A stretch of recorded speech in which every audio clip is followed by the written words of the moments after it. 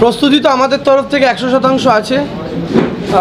প্রশাসনের কাছে আমরা অনুরোধ করেছি ভোট যেন নির্বিঘ্নে এবং শান্তিপূর্ণভাবে হয়, কারণ বিজেপি প্রথম থেকে যখন থেকে বুঝতে পারছে এই আসন তারা হারতে চলেছে, তখন থেকে বিজেপি সন্ত্রাসের বাতাবরণ সৃষ্টি করেছে। আপনারা জানেন নন্দীগ্রামে কি চলছে, আপনারা জানেন বাকচায় কি হয় এবং কি হচ্ছে।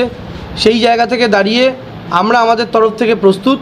আমরা আমাদের তরফ থেকে মানুষকে সংঘবদ্ধ করে মানুষের সমর্থন নিয়ে যতটা এগিয়ে থাকার আমরা এগিয়ে থেকেই শুরু করছি।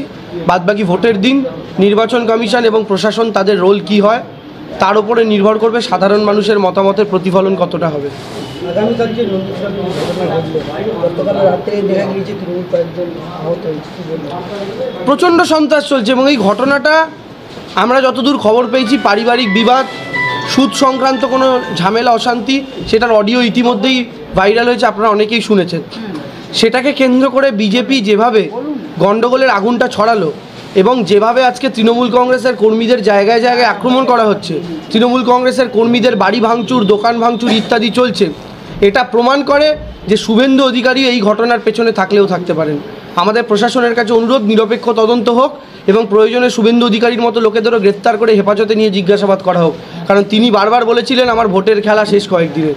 এই শেষ কয়েকদিনের তার খেলা কি এটাই যে নিজের দলের কর্মীকে শহীদ করে, নিজের দলের কর্মীকে বলি চড়িয়ে তারপরে সেটাকে কাজে লাগিয়ে গোটা নন্দীগ্রাম জুড়ে আগুন ঝরানো, গোটা নন্দীগ্রাম জুড়ে রক্ত ঝরানো?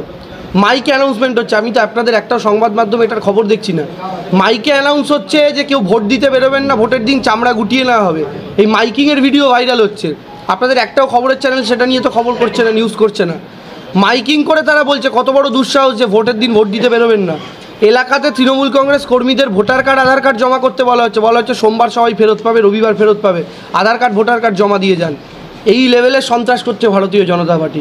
তবে আমরা আবার বলি, টুকলি করে পাস করা যায় কিন্তু টুকলি করে ফার্স্ট হওয়া যায় না। ইলেকশন কমিশনারকে জানাবেন? আমরা ইলেকশন কমিশনারকে জানাচ্ছি সবই, তাদের যারা পর্যবেক্ষকরা রয়েছে তাদেরকেও জানাচ্ছি, আমাদের যিনি ইলেকশন পর্যবেক্ষক রয়েছেন রাজীব বন্দ্যোপাধ্যায় তিনিও জানাচ্ছেন, আমরা আমাদের থেকে সব রকমই জানাচ্ছি। কিন্তু এখনও পর্যন্ত ইলেকশন কমিশনের রোল স্যাটিসফ্যাক্টরি নয়। তৃণমূল কংগ্রেস কর্মীদের তারা রক্ষা করতে পারছেন না। নন্দীগ্রামের বিজেপি নেতা মা খুনের ঘটনায় মাঝে গ্রেপ্তার বিজেপি নন্দীগ্রামের 1 নম্বর মণ্ডলের সভাপতি ধনঞ্জয় ঘোড়া। তমলুক কেন্দ্রে বিজেপি প্রার্থী অভিজিৎ গঙ্গোপাধ্যায় মনোনয়ন জমা দেওয়ার দিনই তমলুক হাসপাতাল মোড়ে গণ্ডগোলের নাম ছিল তার। অবশ্যই বিজেপি তো আজ থেকে নয়, বিজেপি যে সন্ত্রাসের বাতাবরণ তৈরি করছে আপনারা তো মনোনয়নের দিনও দেখলেন, যেখানে শুভেন্দু অধিকারী এবং তাদের ক্যান্ডিডেট স্বয়ং উপস্থিত। সেই মিছিল থেকে একটা শিক্ষকদের সভাকে ভাঙচুর করা হলো, তাদের আহত করা হলো, মারধর করা হলো।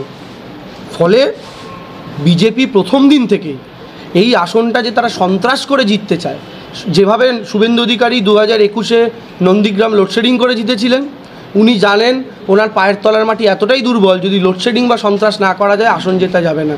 তাই 21-এও তারা করেছিল এবং 24-এও তারা একই পদ্ধতি অবলম্বন করছে। আমি শুধু একটা কথা সব জায়গায় মনে করিয়ে দিতে চাই, 4 জুনের পরও কিন্তু সরকারটা তৃণমূল কংগ্রেসের থাকবে। তাহলে বিজেপির যে গুন্ডারা রাস্তায় দাপাদাপি করছেন তারা এটা মাথায় রেখে দাপাদাপি করবেন, কোনো বাবা কিন্তু এরপরে আপনাদের রক্ষা করতে আসবে না। নন্দীগ্রামে 25 জনের বিরুদ্ধে এফআইআর করা হয়েছে ভোটের মুখে, এটাই কিছুটা হ্যাঁ, নন্দীগ্রামের গত ঘটনায় 25 জনের বিরুদ্ধে এফআইআর করা হয়েছে। সেই ঘটনায় কি যাতে এফআইআর করার ফলে কি অসুবিধা করবে? এফআইআর যারা করছেন তারা করছেন, প্রশাসনের মতো কাজ করবে, কিন্তু প্রশাসন তো তার কাজটা করছে না। মুশকিল তো হচ্ছে এখানে তৃণমূল কংগ্রেস কর্মী এবং সাধারণ মানুষরা যেভাবে আক্রান্ত হচ্ছেন, প্রশাসন এখনও অবধি সামলাতে ব্যর্থ। নির্বাচন কমিশনের অধীনস্থ প্রশাসন এখনও অবধি ব্যর্থ। বিজেপির পক্ষ থেকে 35 জনের নেতা সহ 35 জনের বিরুদ্ধে নাম দিয়ে এফআইআর করা হয়েছে নন্দীগ্রাম থানা। এখন ব্যাপারটা হচ্ছে এই সুযোগে বিজেপি তৃণমূল কংগ্রেসের যারা যারা ভোটের দায়িত্বে থাকেন প্রত্যেকের নামই ঢুকিয়ে দিচ্ছে। এখন মুশকিলটা তো ওটাই, বিজেপি তো বুঝতে পারছে তারা জিতবে না। যে বুঝতে পারে সে জিতবে সে কোনো দিন এইসব কাজ করে না। যে বুঝতে পারে তার জেতার মতো জায়গায় রয়েছে সে কোনো দিন সন্ত্রাস চালায় না, সে কোনো দিন হামলা চালায় না। যারা জানে পায়ের তলার মাটি দুর্বল হয়ে গেছে তারাই সন্ত্রাস হামলার রাজনীতি করে। নন্দীগ্রামের ভিক্টোরিয়া অশান্তির দায় কার? নন্দীগ্রামের নন্দীগ্রামে যা অশান্তি দেখছেন গোটাটা রেসপন্সিবিলিটি বিজেপির। তৃণমূল কংগ্রেস এই যে সোনাচূড়ার ঘটনা, আপনারা তো সাংবাদিক, আপনারা তো ভালো জানেন নন্দীগ্রামের সোনাচূড়ায় তৃণমূলের স্ট্রেংথ কতটা। বাচ্চা নিয়ে একটা খবর হলো, তৃণমূল নাকি বিজেপিকে মেরেছে। আপনারা জানেন না বাচ্চায় তৃণমূলের স্ট্রেংথ কতটা? এগুলো আমাদের বলে দিতে হবে? আপনারাই তো সবচেয়ে বেশি ভালোভাবে জানেন। আপনারা আপনাদের চ্যানেলকে বলতে পারছেন না যে আমরা সাংবাদিকতা করি, আমরা জানি এই জেলার কী অবস্থা, সোনাচূড়ায় তৃণমূলের কতটা স্ট্রেংথ, আমরা জানি গোকুলনগরে তৃণমূলের কতটা স্ট্রেংথ, আমরা জানি হরিপুরে তৃণমূলের কতটা স্ট্রেংথ।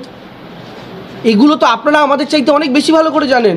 সেখানে সোনাচূড়ায় তৃণমূলের এতটা ক্ষমতা কবে জন্মালো যে সে বিজেপির একজনকে খুন করে দেবে? যেখানে আমাদের কর্মীরা রোজ মার খাচ্ছেন গত 3 বছর যাবৎ, সেখানে আমরা খুন করব? আমি আবার বলছি, এগুলো আমাদের চাইতে আপনারা সাংবাদিকরা অনেক বেশি করে জানেন।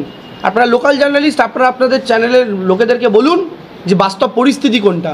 আপনারা জেনে শুনেও যদি চুপ থাকেন তাহলে বুঝতে হবে যে শুভেন্দু অধিকারী আপনাদেরও গ্রাস করেছে। আমি সরি টু সে। নন্দীগ্রামে প্রতিটা বুথে এজেন্ট বসাতে পারবেন? কালকে ঘটনা এজেন্ট নিশ্চয়ই আমরা বসাতে পারবো। আমরা সেই কাজের দিকেই মনোযোগ দিয়েছি, এজেন্ট আমরা নিশ্চয়ই বসাতে পারবো।